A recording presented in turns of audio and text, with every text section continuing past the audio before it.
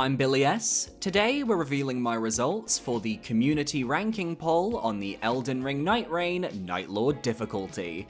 I asked my voters to rank each boss on a difficulty scale of 1 to 10, I figured out the overall point values, did some mathematics, and now I have the results. 216 voters came out for this poll, thank you so much, and if you want to participate in these community rankings yourselves, consider joining my Discord, as they get the ranking forms before I post them on my YouTube community tab. I also asked my voters to rank each boss on a quality scale, with the result being mentioned in each entry as well. As for the Everdark Sovereigns, they will receive their own list once all the fights have been released. So, let's jump right in as I reveal the results of my Elden Ring Nightreign Nightlord difficulty community ranking. Let me know if you agree or not down below. At number 8, we have Maris, Fathom of Night, who scored a total difficulty average of 3.22 out of 10, with 130 votes for easiest boss and 1 vote for hardest boss, while Maris's total quality average was a 4.72 out of 10, with 6 votes for best boss and 116 votes for worst boss.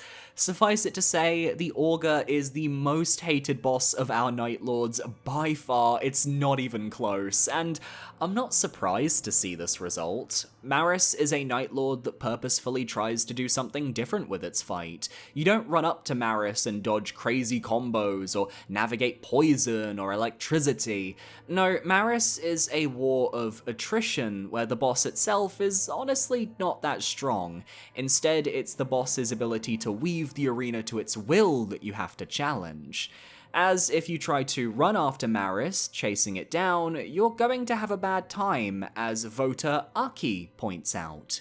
I think Maris is poorly designed for the melee classes because it just simply moves around too much. It's like a constant chase, meanwhile ranged characters like Recluse, Iron Eye, and even Duchess sometimes deal most of the HP bar. While the first experience for most players will likely be akin to Aki's own, let me go a bit more in depth on what Maris can do and why melee characters might just be fighting the boss wrong. Maris can summon spectral jellyfish that zoom towards and explode near the player, it can summon spectral hands that attack you if you get too close, and later on it can summon teardrops which, if they hit the ground, cause a massive AoE explosion that will probably wipe whoever is closest.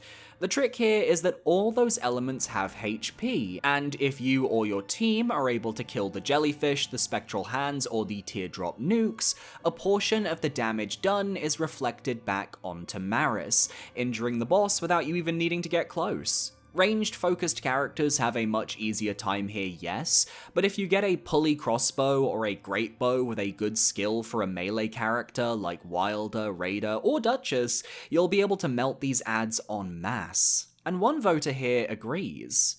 People don't seem to notice that killing the tentacles and the floating jellyfish damages the boss. Yeah, a mob fight is not exactly the most fun boss, but it's such a unique co-op experience, plus a blatant knowledge check. If with friends, your friend who fought him or saw spoilers would warn about the nuke. If with randoms, then hope your team isn't wiped. I love it for its uniqueness. The only attack I'm not personally a fan of is Maris's sleep-wide AoE, where it curls up into a ball and a few seconds later launches a giant sleep bomb. You can interrupt this with either any ultimate art that causes stagger, or some well-placed electric damage due to that being Maris's weakness.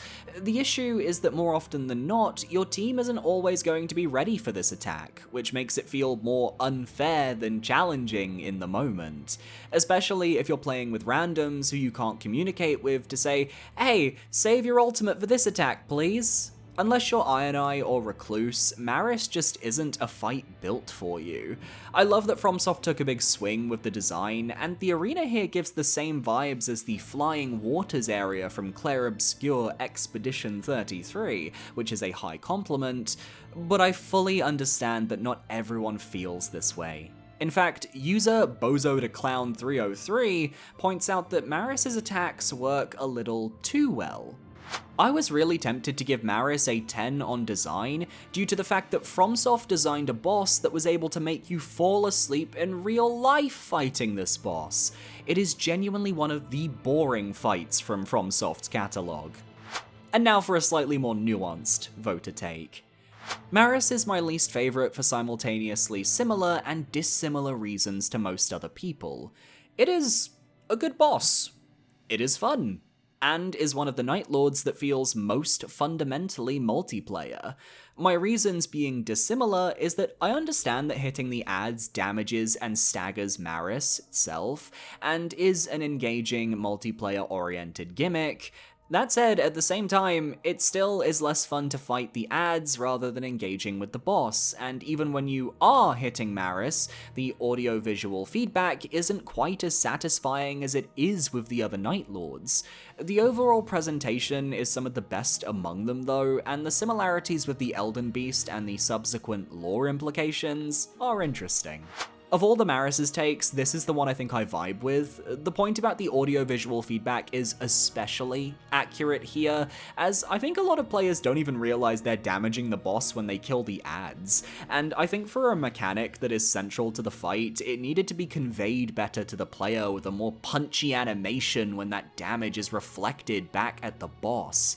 That could honestly bring Maris up a tier just for the readability, but who knows, maybe the Everdark Sovereign variant will drastically improve the fight for everyone. We can dream.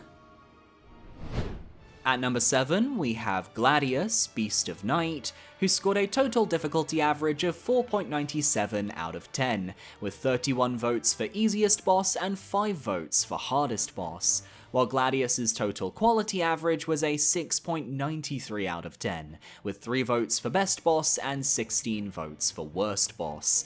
I don't think it comes as a shock to anyone that Gladius lands this low on the difficulty spectrum. After all, he is the first fight of the game that all players must complete if they wish to take on the rest of the Nightlord roster, so he has to be inherently easy by comparison to funnel players along to the rest of the game. But this means that Gladius ends up having a smaller moveset than the rest of his peers, and one voter doesn't like that. While it's certainly not a difficult boss owing to its exploitable weakness and low health, its moveset is way too small for my liking, and it's a bit hard for me to get a read on its attacks. Skill issue on my part, I know. Plus, I find its gimmick to be rather frustrating, especially when all the other wolves focus on one player. It feels far more sudden than any of the other big attack thing that the Nightlords have going on, plus the fact that it essentially forces the team to split feels kind of antithetical to the way Nightreign works.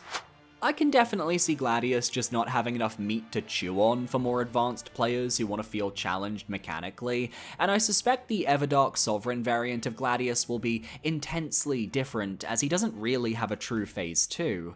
The voter did point out his gimmick, being his ability to split into 3 distinct smaller forms, each able to perform their own attacks independent of each other, but this is a mechanic that cycles back and forth throughout the fight. For every other Nightlord, their phase 2 denotes a point of no return where they never go back to their very basic starting moveset they have, with the exception of Libra, but he does this cyclical moveset design far better. I personally disagree with the comment on the wolves focusing one player feeling sudden though. From what I recall, they always let out a large roar before converging in on someone, and that player is marked with a clear symbol that I personally think conveys the situation super well, but tomato, you know. Unless you're playing solo, of course, in which case you'll be interested in this next voter's thoughts. Rating these bosses mostly from solo experience, and wow, I can't believe they thought letting him split with his current AI solo was anything close to a good idea. 3 souped up Souls dogs chasing you down is an actual straight up nightmare made reality, and even in trios they don't always split aggro nicely. First Nightlord and genuinely the hardest one solo. I didn't put it as hardest purely because the game isn't only solo, so it shouldn't be the only thing I take into consideration. Now, I've yet to personally beat any of the bosses outside of Noster and Gladius on solo difficulty, as I'd rather play with teams, but I think this is a valid point to make, as, let's be real, in 10 to 15 years when Nightrein's online matchmaking goes kaput, this will be the only way to play the game solo. And all that tells me is that I can make a solo Nightreign boss ranking in just over a decade! Nice.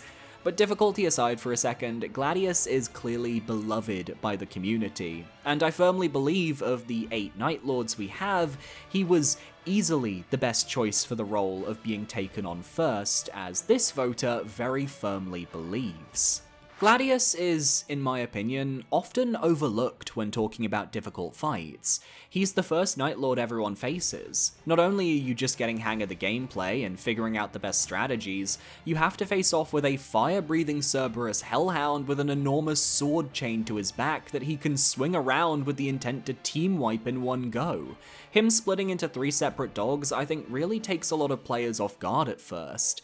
Yeah, many probably already saw the fight before release, but being in the fight with them hunting you and your team is a very different experience.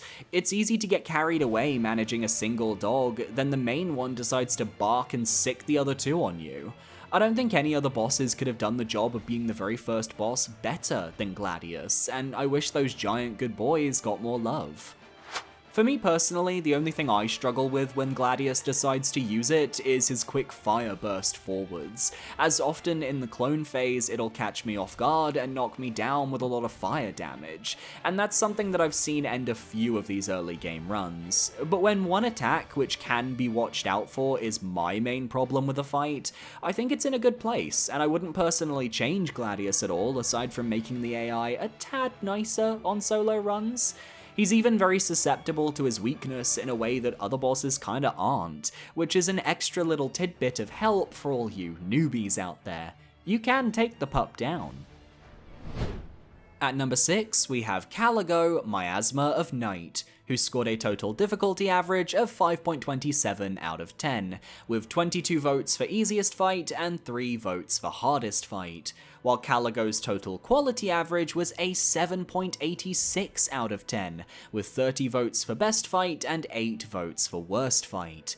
Caligo has always been a fight about spectacle, with a very basic starting moveset that consists of a few ice breath attacks and a very cool tail slice. There's nothing more fun than seeing Caligo charging the tail attack knowing you're the one being targeted and getting that perfect dodge or block in. In this first phase, she jumps around, does the usual dragon things you expect, and if you've got fire weapons, that's really all she can do. Caligo's fight doesn't truly start until she uses one of her 2 cinematic attacks. Either she'll fly to the edge of the arena and begin drawing in wind, or she'll fly to the center of the arena and begin freezing the air in the atmosphere. The former attack, you have to run towards the wind and hide behind one of the pillars summoned by the boss. The latter attack, you just go to the border of the arena and watch one of the coolest visuals in the game. The difficulty of this fight though, I think comes from the extra aggressiveness Caligo exhibits after phase 2 hits. Frostbite becomes a more dangerous status, and some of Caligo's attacks can summon crystals on the ground that eventually explode, and if you're too close to their vicinity, causes frostbite buildup. Something voter Riot T really struggled with. Just also wanted to reach out to my pesky girl Caligo because she is my favourite spectacle in a Souls game ever, but there's a big issue with the fight regarding the Ice Spike's AoEs coming from the ground and her breath. It is simply too inconsistent to avoid and just makes a pretty solid fun fight infuriating. It's like Moog Bloodflame on crack, but now it stun locks you, actually does damage to you, and also procs Frost on you 5 times faster than the Bloodflame procced Bleed on you. It's insane and just ruins whatever flow the fight already had. Personally, I haven't experienced being stun-locked in this attack in any of my Caligo runs, but I think that's partly because Caligo really rewards careful positioning, and I tend to back off or just get beneath the boss when she's using those attacks. Sometimes it's better to pick your battles and take a step away until those crystals disintegrate. It's not like the rest of Caligo's kit is anything too crazy. And also, we've dealt with Bale's inconsistent fire breath hitboxes, so honestly, Caligo is a breath of fresh air in comparison. I've also failed to mention her ultimate attack, where she flies into the air and summons a Gatling gun's worth of ice crystals to fling at the players, doing multiple drive-bys before eventually landing and firing yet more crystals into the ether. It's such a cool attack to dodge, and trying to make up the distance on that last burst, dodging rocks and making it to her head or her claws is awesome. But not everyone feels this way. After all, Caligo is a dragon, and every dragon ever designed in any FromSoft game ever is eventually going to get the critique. You know the one, and voter Himiko is going to say it. Caligo has got to be one of the worst bosses FromSoft has ever come up with. Sure, it looks pretty, but all it does is run away like a little bitch. I'm here to play a game, not watch one, so I don't care if it's absolute cinema if the actual boss is just a slog to fight. And you know what, Himiko, this is a completely valid take. Some people really don't like the dragon fights in these games because dragons move a lot. And there are some that I agree really suck. See the Ancient Dragon in Dark Souls 2 as an example. But I think Caligo avoids this for me personally because of Nightrein's faster running speed. You can surge sprint a vast amount of distance and then just switch to regular running when you're in better range of the boss, and I guess I don't mind that myself. Speaking of the absolute cinema comment at the end of Himiko's thoughts, let's wrap this entry up by stepping away from the difficulty entirely to focus on said cinema, or more specifically, the music. I got so many voter comments praising the OST for this fight and how it perfectly works with the sound design and boss moveset to create a real standout moment, and this anonymous voter is going to make that point to you all. Caligo may very well be my favourite dragon boss they've ever done, but the standout feature is without a doubt her music. It elevates this fight so much, it makes all her attacks into a beautiful spectacle. She already has some really frickin' cool attacks, such as her literally freezing the sky, but the music just makes those attacks 1,000 times cooler, no pun intended. It also gives this fight an almost melancholy atmosphere. Despite not having much lore, you get the feeling that you're killing a part of history. Caligo has presumably seen every event in Elden Ring's history, from the arrival of Meta, to the rise and fall of the ancient dragons, to the mechanizations of the Horn Scent, and to even the ascension of Marika. Caligo is a living library, a wonder of the ancient world, and yet you have to put her down regardless of her reasons for becoming a Nightlord. She is now a threat to the world that you have to dispose of. You have to kill something wholly unique and irreplaceable, and the world will be lesser for it because of it. That's the vibe the music gives me, and it is one literally no other FromSoft boss song has ever matched. This has been a really good year for boss themes in general. Between Caligo here in Nightreign and the double dose of Un Via Tamer and Un Via Pendre from Expedition 33, and hell, let's throw in Reese's theme from the first Berserker Kazan, and you know what? Rainbow Road from Super Mario Kart World is basically a boss theme because Rainbow Road is effectively the final boss of said game. I'm reaching, but video games are back, ladies and gentlemen. At number 5, we have Adel, Baron of Night. No, I will not be pronouncing it as Adele. I am a gay British man. There is only one true Adele for me, and it is not this fucker, who scored a total difficulty average of 5.73 out of 10, with 16 votes for easiest boss and 10 votes for hardest boss. While Adel's total quality average is 6.73 out of 10, with 9 votes for best boss and 14 votes for worst boss. Adel is most people's second Nightlord they face, being the one right beneath Gladius once you unlock the rest of the roster. And I'm sure some of you watching at home were unique and quirky and decided to go after Libra or Caligo first, but the majority likely goes for Gaping Jaw, and I think that leads to a bit of a difficulty spike. Adel is brutal on a first fight. His attacks are very sweeping, with a lot of lunges and head slams, combined with a heavy focus on movement. This was the fight where I learned that I shouldn't sprint and should just do a regular run to conserve stamina, as I often found myself running out by the time I reached the boss and unable to attack. Then he breaks out the grab attack, then the second phase that makes Gladius's splitting mechanic look like a complete joke, and suddenly, you're back at the round table. So let's get the negatives out of the way, as one voter is more than happy to discuss. Aside from the fact that a boss that big shouldn't be so fast and agile, which is just a chore to deal with, the camera in his fight is just so wonky sometimes. The fight also has a lot of visual clutter, especially when you enter the second phase. To this day, I still have no idea how to properly dodge his phase transition, and I can pretty much dodge Waterfowl Dance. While some of his attacks are admittedly pretty fun to dodge, and the poison mechanic is a great addition to the fight, I can't help but feel disdain when doing the Gaping Jaw run. Visual clutter is certainly an interesting complaint, as the challenge here is to try and make a fight readable, while also allowing for that sense of spectacle, so let's help out here. With Adel, his second phase transition can be broken into 3 phases. The initial AoE, where you just have to run away from the boss until you're far enough from the sparks, the jump dive, which you dodge like a normal attack, and the AoE that bursts forth along the ground, which you can jump over.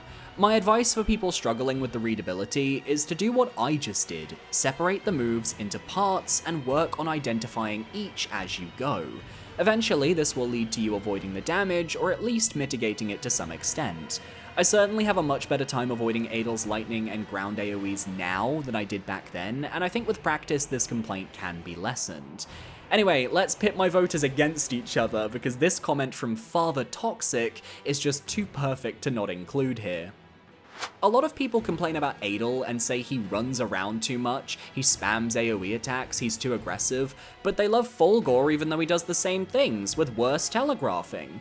Adel isn't close to the best boss in the game, but his moves are well telegraphed and the AoE has a good dodge pattern. This is actually a part of a longer voter comment about Fulgor, but I really like this aspect talking about Adel because I agree with what a lot of it says.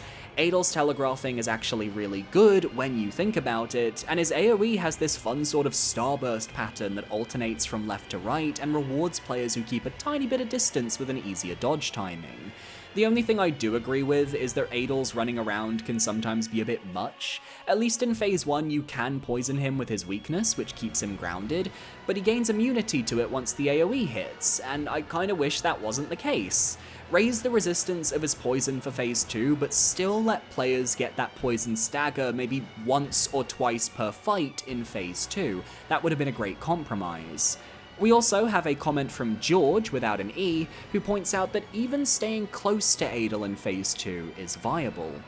Adel is my favorite because it oozes flavor. It has a unique weakness, and the way it throws up poison that can backfire on you if you're not careful is fun, as well as the buff it gets if it grabs you. There's just a lot of fun quirks here. I also appreciate a boss with an obviously jump attack punishable ground attack, and I like fighting big monsters. This is so a Monster Hunter player right here, ladies and gentlemen. That comment was so Monster Hunter coded. The fact that Adel's big AoE attacks can be jumped leads to punishable attacks if you're right there in front of him, and that's something I want to try and get better at myself, so let's make a mental note for next time. His moveset is just really well telegraphed, and even his grab attack can be used against him because it keeps him frozen in place, so your teammates can wail on him if you manage to mess up, and sometimes even stagger you out of the grab. If you created your builds right, you can negate any buff he receives immediately, and that's ultimately why I think Adel misses the higher echelons of difficulty in this community ranking. Honestly, I came into this expecting more Adel hate from my commenters, but the majority of the Adel comments are positive, and one voter even understands exactly where he's coming from. I don't get the Adel hate, he just has a small headache and wants some ibuprofen. At number 4, we have Noster, Wisdom of Night, who scored a total difficulty average of 6.02 out of 10, with 9 votes for easiest boss and 17 votes for hardest boss, while Noster scores a total quality average of 5.8 out of 10, the second lowest aside from Maris, with 7 votes for best boss and 47 votes for worst boss.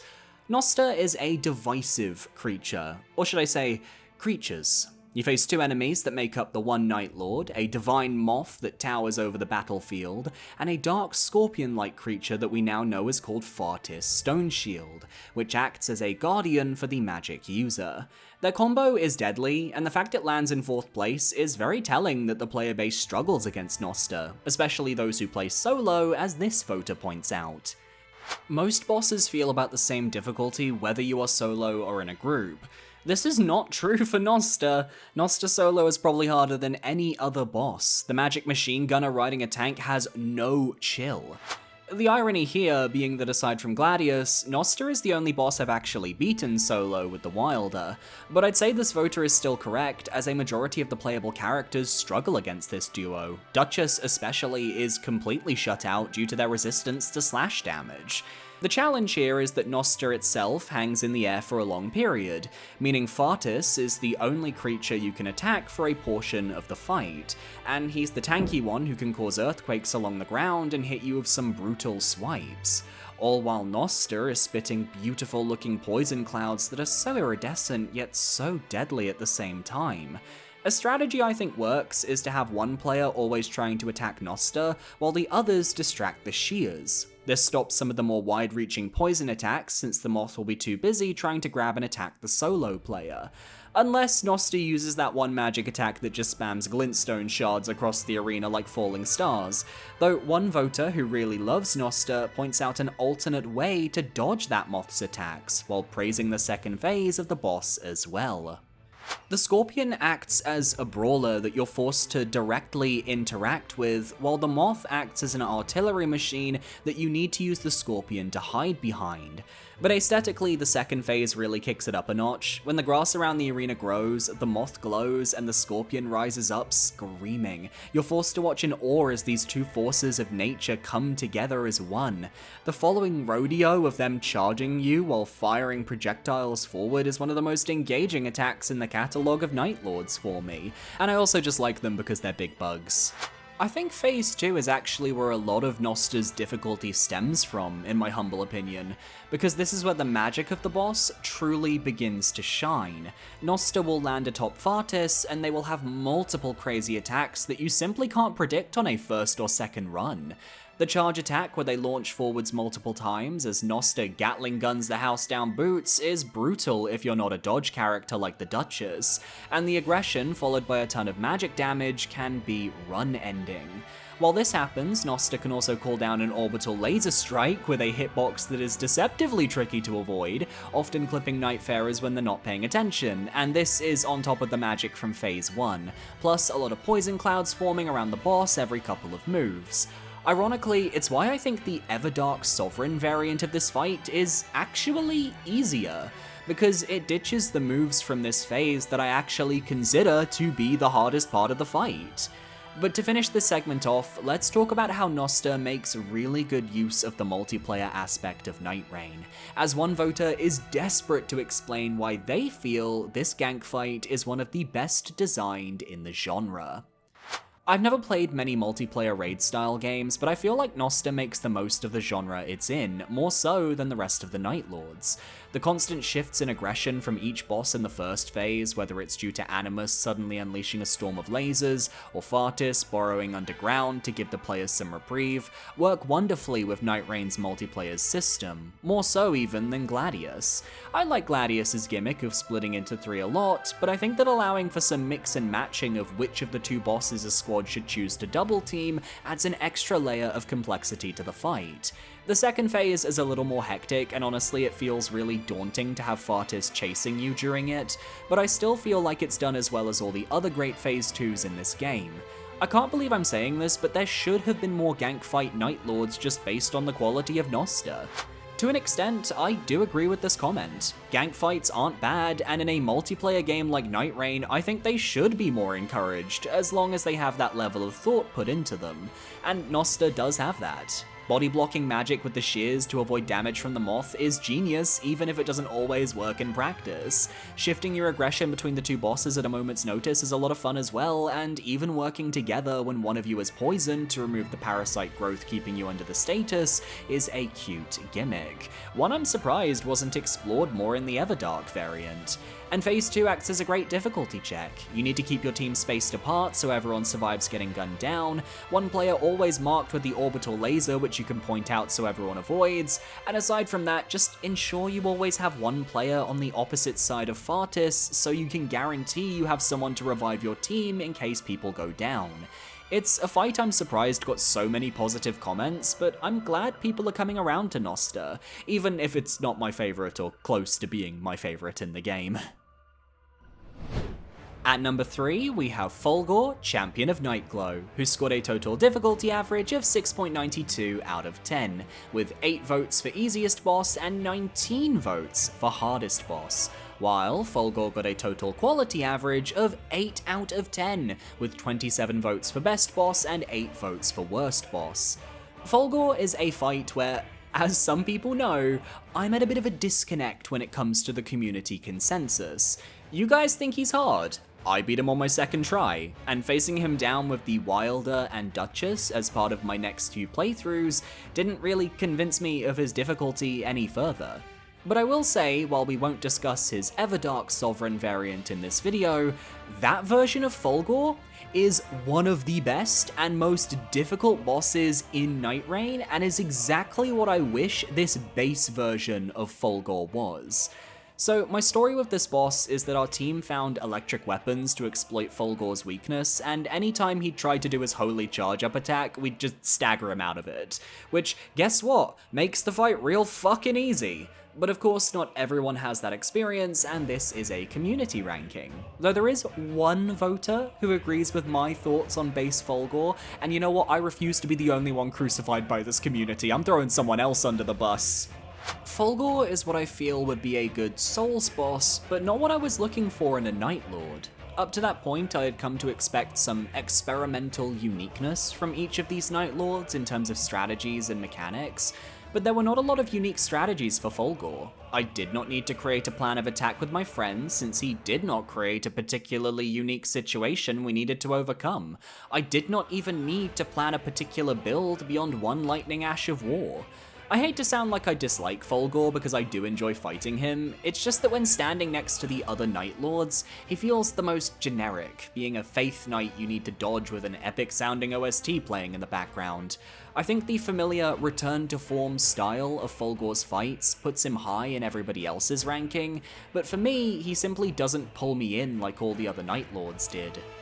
This voter definitely conveys what I thought of Fulgor's fight in a very succinct and intellectual way, being that he truly is this back-to-basics battle that doesn't do anything new whatsoever. He's just a really good Souls fight, and the concept of dodging his attack strings and jumping over the goopy arm and avoiding his holy bursts is fun, but it doesn't take advantage of what makes Nightreign so interesting to me as a concept. Many of these bosses couldn't exist outside of Nightreign without suffering a significant balance issue, whereas base Fulgor definitely can, and most people would see that as a positive.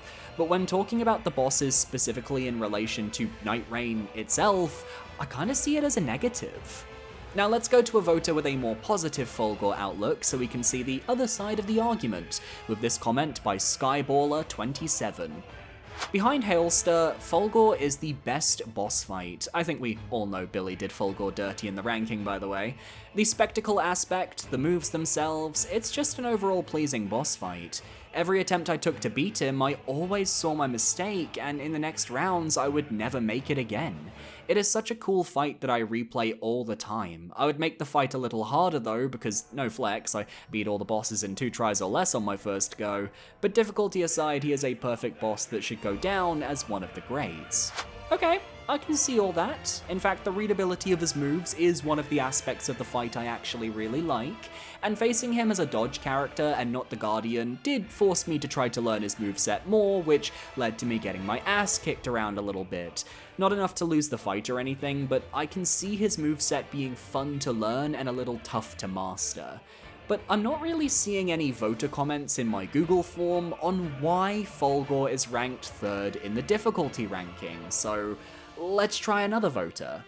My favorite Nightlord in terms of design and the actual fight is Fulgor, but I won't deny how simple he actually is. I can genuinely count the number of attacks he has in the first phase on my fingers, even if they're pretty fun, and the downward slam into area denial ground spears is one of my favorite Nightreign attacks. It gets better in the second phase, but still nothing I would call hard or complex, even if the 5-hit combo used to catch me off guard. Still my favorite Nightreign fight, but he's just too simple. Okay, I admit it, his attacks are cool, they have good spectacle, and the holy spears he can summon are genuinely really interesting. But again, this comment called him simple. Do we have anyone who wants to talk about Fulgor being hard? Fulgor was the hardest Nightlord bar Heolster. He's the size of an elephant but with the speed of a cheetah, not enough time to catch up and stagger him out of his charged attack because I'm miles away trying to dodge the constant holy ground explosions. I'd say I had to get good and understand some of his moves, but that Abyss Arm Slam in Phase 2 is still a nightmare. Not my least favourite, definitely the hardest. Okay, something I can work with. If your team isn't on point and keeping close to Fulgor, then yes, I can see why failing to stop his charged attack would be more common than not, especially on a solo run where you only have yourself to rely on to get the job done. And I will also agree that some of his Phase 2 hitboxes can be trickier than they first seem, with that sweeping abyssal arm taking chunks of health even when I don't expect it. I don't know guys though, I really want to understand why Fulgor is hard here, but between voters saying that his moveset is extremely fair and simple, and the only real complaints seemingly being about the abyssal arm combos being tricky, and sometimes Fulgor being too far away to break out of his charged attack, I kind of think this is the first time you guys have failed to convince me of this placement. So I'm leaving it up to you viewers. Down below, I'm pinning a comment asking why base game Fulgor is considered so difficult, and after a few days, I'll come back to that comment and have a read of your thoughts. I genuinely want to understand, I'm so curious, but I honestly, honest to God, cannot see it myself. So school me, educate me, do what you have to do to convert me to the Church of Fulgor's difficulty. At number 2, we have Heolster, the Nightlord, who scored a total difficulty average of 8.21 out of 10, with no votes for easiest boss and 70 votes for hardest boss. Heolster's quality average though is the highest of the bunch, with a 9.28 out of 10, with 76 votes for best boss and 0 votes for worst boss. Heolster is the final encounter of Elden Ring Nightreign, and with that promise comes the ultimate challenge, a proper 2-phase boss fight where if you're feeling too cocky, you could lose multiple healing flasks to the shape of Night Phase, which is just embarrassing, isn't it? Isn't it, voter? Phase 1 is pretty cruel in that it feels like it's easy, but if you don't pay attention, the night aspect can shred you. I both love and hate that, as it makes the first phase more than just a few seconds of beating some sentient bandages, but I also feel really dumb when I take several hits from him in that phase. We've all been there. I'm sure everyone's had at least one Heolster run where the night aspect just bops you around a little bit, so there's actually no shame. Now, Heolster feels like the design of every teen's edgy OC put into one, and it's kind of for that reason why I absolutely love him. He is Miyazaki's original OC, Please Do Not Steal, and he has a Moonlight Greatsword and 2 other weapons and can dash around the arena super fast and can rip reality in 2 to use the power of every Nightlord. You get the point. It's so extra for no reason, and I love it. And also, it's not even Miyazaki's OC. He's not even the director of this game, Billy. That joke doesn't even make sense. His Phase 2 has a high damage output, he can zip across the map to harass any of your team, and when reality is ripped apart, the amount of AoEs you have to avoid along the ground would make a Final Fantasy XIV raid blush. And user Golden Eagle 0823 is happy to point out why they found him difficult. His moveset is so diverse and offers threats from nearly anywhere. His multiple phases ensure you stay on your toes the entire fight. When he pulls out the Moonlight Greatsword, you know you're in for a fight, and he tells you that himself when he stands there in the opening for his second health bar. Absolutely cinematic and beautiful fight. The diverse moveset is what I wanted to focus on here, as this truly feels like the complete opposite of the last entry with Fulgor. With Heolster, you don't know what's coming half of the time, and his animations are so fluid and filled with movement that blocking or dodging him can be quite tricky, especially the End of Reality move where he does his big 5-hit combo with the massive AoE to close reality up. Then you have the slot machine, of which status effect he'll be drawing from each time he does his super reality tear, since he can harness the power of any Nightlord he wants. But this also represents a weakness of Heolster, as he can still be hit in the air by throwables, ranged weapons, or skills that hit that far, and it's a great time to sneak in some damage midway through the fight. Now, a majority of Heolster's fans repeat the same talking points, so let's let voter John Soulspawn say it again. The first phase is methodical and slow, almost melancholic. Then the night covers the screen, then you see it. A swirling purple night sky and Hailster holding the Moonlight fucking greatsword! His moves have a great flow to them and the spectacle is top tier. The sky cutting move is my favorite as I've never witnessed a boss convey such power in a Souls game before. 10 out of 10. However, there is one voter who dares to say that Hailster's not as difficult as the 8.21 our community gave him. Voter Venji, take it away. I think this boss perfectly represents what I love about the bosses in this game, but also what I dislike. I adore the spectacle of this boss and I think it may be one of, if not the coolest fight FromSoft has ever made, but what stops it from being in my top 5 Souls bosses is one thing: the difficulty. The difficulty of the Nightlords is, in my opinion, not quite hard enough, especially solo once you know what you're doing. I completely understand why they went this route due to the runback being almost 40 minutes long, but because of that, when I put them up against some of my all-time greats like Messmer for example, they fall slightly short. However, the Nightlords have me very excited for what bosses could look like in future games if they keep this level of spectacle up. I definitely get what you're saying here. Hailster is a spectacle and his attacks do hit hard and fast, but he doesn't have a lot of moves that combo into each other. So once you know what attack string is coming, you should know how to avoid every hit because you can be certain he's not going to mix it up and suddenly pull out a different attack instead, which I find very fascinating given Elden Ring was all about that philosophy, down to Margit, the first major boss, having so many different mix-ups. In that sense, I can see why you might not find Hailster as difficult, but I definitely think the community got his placement right as the second hardest of Nightreign, only losing out to you know who.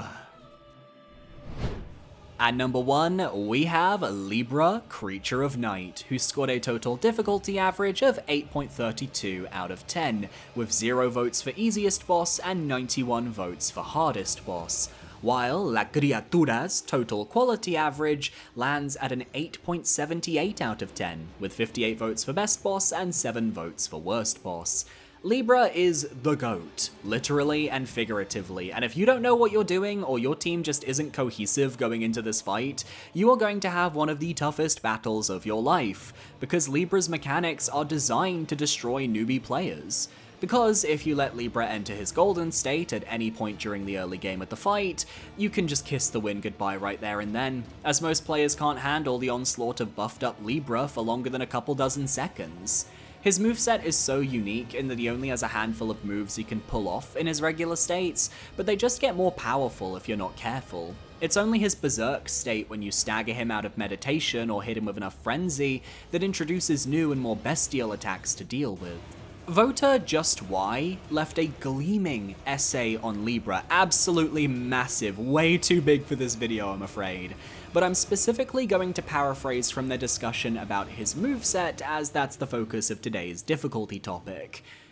The variety of moves and the fact that he has a unique reaction to his weakness and that he gives you the remedy for it are already pretty amazing. It also feeds into speculations as his spells seem to create this fool's gold unwittingly, so how much of him is madness and how much of it is a byproduct he has to fight?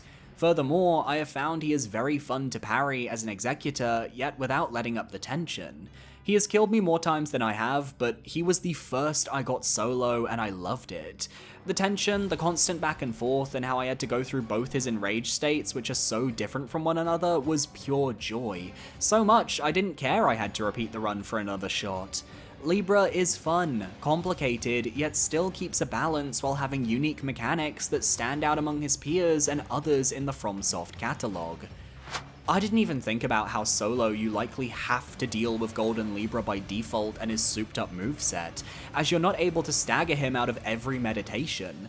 But I think that's part of the fun. With a team you can negate his abilities and keep him under some sort of lock and key, but eventually, the madness always overflows. There will always be a moment where a teammate accidentally forgets to roll and gets blasted by a madness mine. There will always be a moment where we miss a single sigil and watch as Libra buffs up.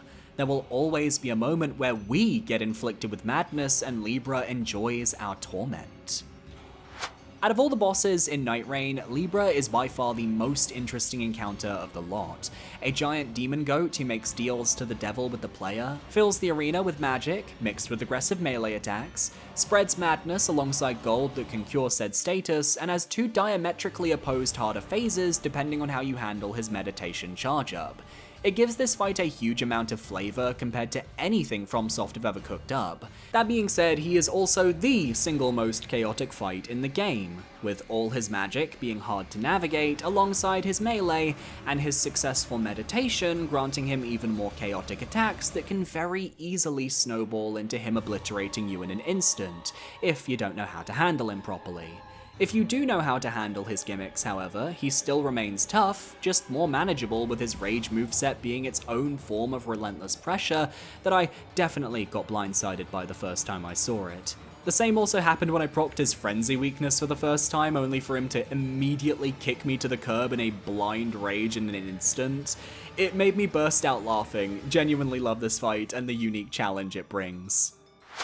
There's not much else to say here that anonymous voter didn't cover. Libra is the toughest fight in this game if you don't know what you're doing, but even when you do know what's up, he still has ways of tricking you and tripping you up. It's fascinating to see a boss that, even when he doesn't have control of the battle, is still able to have control of the battle. Bringing down a Frenzy Rain, or sending Frenzy Waves across the Ashen Sands, flashbang blasts and charges. I love that the non-buffed Libra you get by interrupting him is just as crazy in his own way, forcing you to choose which type of Libra moveset you would rather deal with. But ultimately, it's this cyclical nature to the fight that makes it so compelling, and I'm genuinely, and I mean genuinely, afraid of how this will be expanded in his Everdark Sovereign variant. FromSoft are taking their time to cook him up further, and I think we may be in for one of the toughest fights in the game when it eventually releases. And that's the list. Do you agree with my community's ranking of the Nightlords? Let me know down below, and be sure to parry that subscribe button so you can stay up to date on all my future videos.